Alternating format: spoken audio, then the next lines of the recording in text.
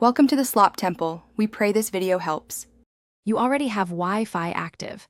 Now start sharing it over cable.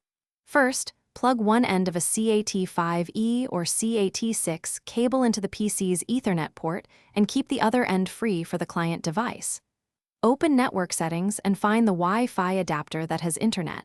Make sure you have administrator rights. Once done, select the adapter, open its properties, and prepare to enable internet connection, sharing, or create a network bridge. This is the action that moves Wi-Fi out to the cable. Now configure the Ethernet adapter to carry the Wi-Fi connection.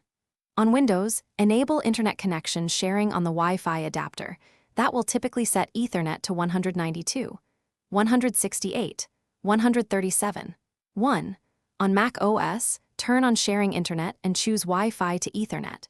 Alternatively, create a network bridge between Wi-Fi and Ethernet if you need Layer 2 pass-through. Then confirm the client device's Ethernet is set to DHCP.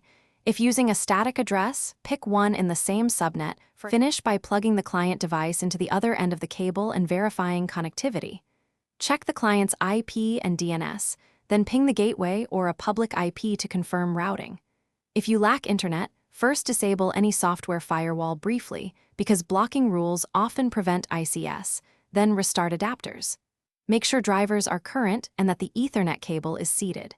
Key troubleshooting tip: if nothing works, set the Ethernet adapter on the host to a static 192, 168, 137, 1 and the client to 192, 168, 137, 2 to eliminate DHCP issues.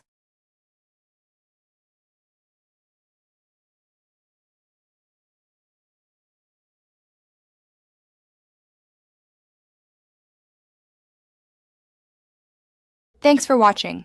Consider subscribing if we helped you.